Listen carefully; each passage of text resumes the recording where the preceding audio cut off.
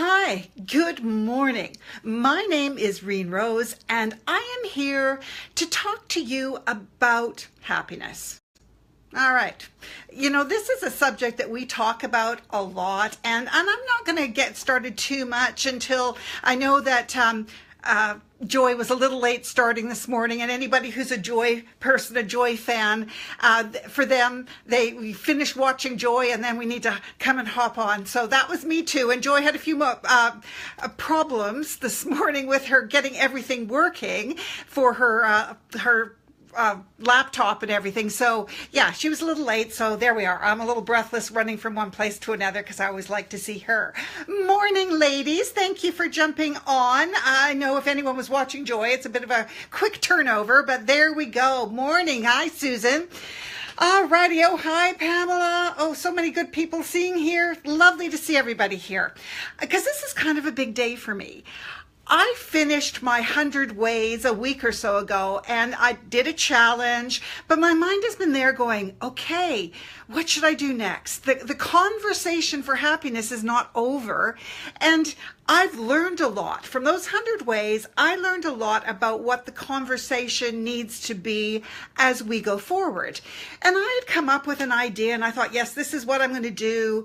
And then when Friday came along, I had a few conversations, a few things happened in my life, and it was like, okay, we've got to start this differently altogether. There's some conversations I need to have that I have been putting off having, but I think now is the time. So, my first conversation, if you were watching Joy's live this morning, and I watch her every morning. She is Joy Kingsborough. If anyone watches this and they're not already watching Joy's lives Monday to Friday, 8 Pacific time, she was talking about how everybody says, I know how to be happy. I just need to do it. And I know how to look after myself and love myself. I just need to do it. And that is so true. If I was to say, are you happy? 99% of the people I talk to would go, oh yeah. But that doesn't mean that they really are happy or that they've even stopped to think if they're happy or not. They just kind of assume that the life they have is a happy one. They're good about seeing the positive things that happen and try to ignore the negative ones. But that does not mean that they are their happiest, that they couldn't be happier. And happiness is a practice. It's not something that you are naturally, although some of us are more optimistic than others. And it's not something that once you grab it once, that's it. You don't have to worry about it again. You are happy, so there we are, done. It's not like that. Happiness is something, it's a way of approaching life. It's not that you will have happy emotions all the time. It's what to do when you get knocked down, when things change. You know how to get up again, how to recapture your positivity. And I call this kind of happiness robust happiness. Are you robustly happy? There have been some really sad things happen over the last few days. It's been a very sad weekend for many people. Many of us who aren't directly affected have been affected because close friends are, and it's very sad to see a loss in somebody's family. And people that are not robustly happy will find that hard to recover from. It's hard anyway, but you need to be practicing happiness to be able to recover from that. So it's a way of looking at life that isn't just, yeah, I'm happy and let's move on to the next conversation. This is a lifetime skill. This is something we all need to be wary of. And the other thing we need to do is not just be happy with what we've got, but to aim to be happier. It's just like learning. We learn lots, we have lots of information in our heads, but does that stop us from trying to learn more? We want to make our lives the best they can be. And that doesn't mean having lots of stuff. That means approaching our lives in a way that will make us feel the most fulfilled. That's really what happiness is. It's that feeling inside of just, I am living in something I've created and I'm really fulfilled and peaceful with where I am. And I often feel peace is the word that means the closest to happiness for me.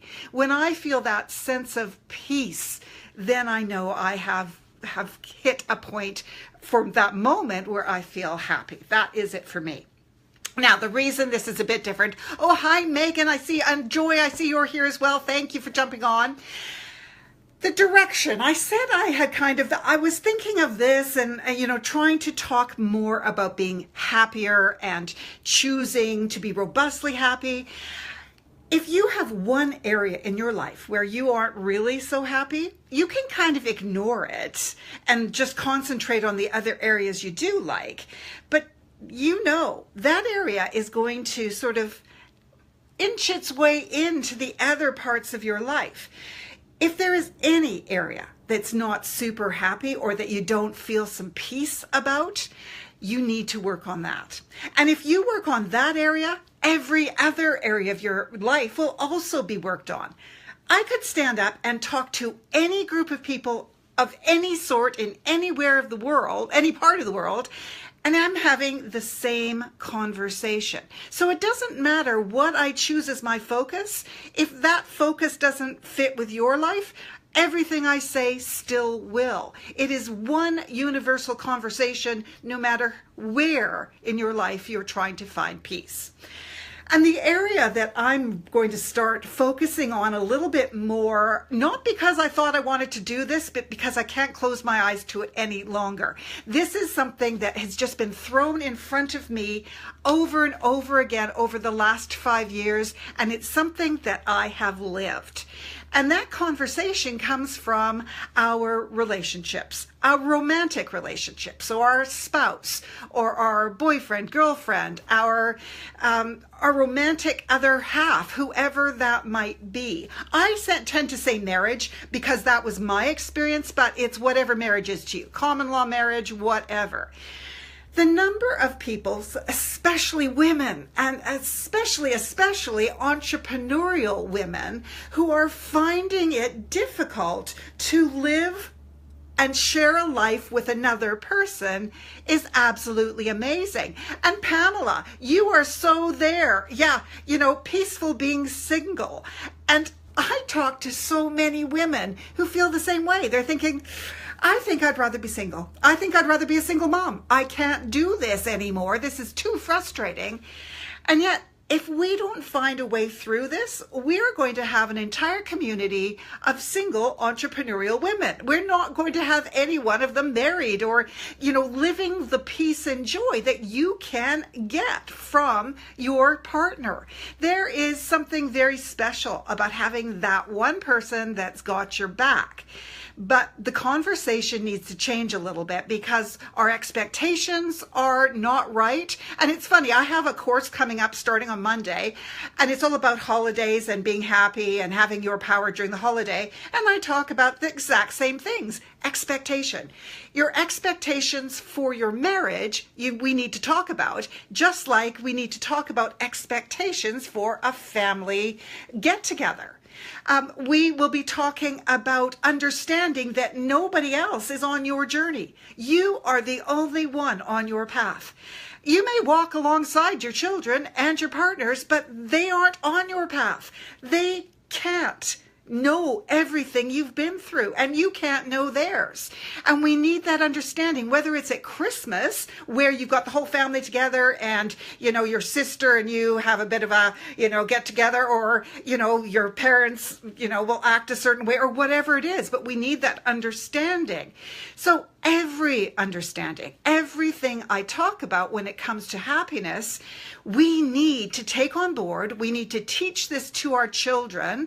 Women need to be modeling this if they have daughters, because what society has told us about relationships and what our expectations are from reading fairy tales and the whole kit and caboodle is different than the reality of the whole thing. So we need to start talking about all of this. But if you're not an entrepreneurial woman, or you're not married, or the conversation is for you too. It's for anyone, because the same robust happiness principles are the same ones, no matter where you are in your life.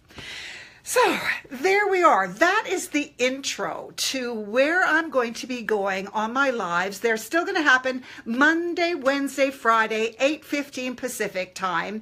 And oh yes, it's great to see some of the comments that are coming up, because I think other people are beginning to realize as well that these are conversations we need to have. Happiness is not feeling good all the time. Happiness is a philosophy. It's a way of thinking. It's a way of approaching your life. It is just like meditation or yoga. It is a practice, and we need to learn how to practice happiness. That is where we're going. And I hope if you know anybody who might be able to use these principles to make any area of their life happier. If you know people with children, because especially for women, and we will talk about this a lot, we are that group of people who are really making major changes from what society expected from us 100 years ago and what we want for ourselves now. There's a huge difference. And if we don't model this for our daughters, they are going to go through exactly what we are going through now. And modeling is the best way to get anybody on board with an idea. When they see how it works, when they see how you can handle life, then that's what they will do as well. So this conversation is starting big. It's December. You're thinking, this is a busy time of year. Find time to watch these and think about them, because it's a change in thinking. If anybody wants more information, especially if you're going into the Christmas season feeling like it's your responsibility to make sure Christmas happens, that happens for a lot of people, especially women. They've got to buy the presents. They got to figure out what everyone wants. They've got to create a day that everybody's going to enjoy. It's a lot of pressure and a lot of work. If you're one of those people, you would benefit from the Ho Ho Holiday course that I have up. And I'll put a link. I didn't think to do that this morning, but I'll put a link up for that. But the things we talk about in that course apply to every area of your life. And it's the same principles I talk about over and over and over again. So that course starts on Monday. I've priced it really, really low. It's only just under $20. It's not expensive. 21 days, get a little tiny short video and a PDF to get some ideas, get yourself thinking about these principles in your life. And it ends just before Christmas. So it ends on the 23rd of December. I think it's the 23rd. And that just right into your Christmas Eve, Christmas Day, Boxing Day. So you will be there, everything in your mind, because you might think it's a weird time to start a course, but it was planned to be that way. So you've got that you can look for. And please come back and let's carry on this conversation. Yeah. Oh, that is so true, Pamela. It doesn't matter if you're single. It doesn't matter if you're married. It doesn't matter if you're happily married, unhappily married. We all need to practice self-love. And I have a slightly different spin on that, which I'm going to share with you, because that is the start. And I know Joy is really into that. If you can't accept who you are, you can't accept who anyone else is. So there is a lot of conversation to be had on this. So please share. Please let other people know that we are in earnest starting this conversation, especially women, and they might not tell you that they're struggling, but we know when our friends are, just to the point where they think, I cannot do this anymore. And I've been there. And I'd like to say I'm now married 29 years to the same person. So there are things I wish I had known back then that can help.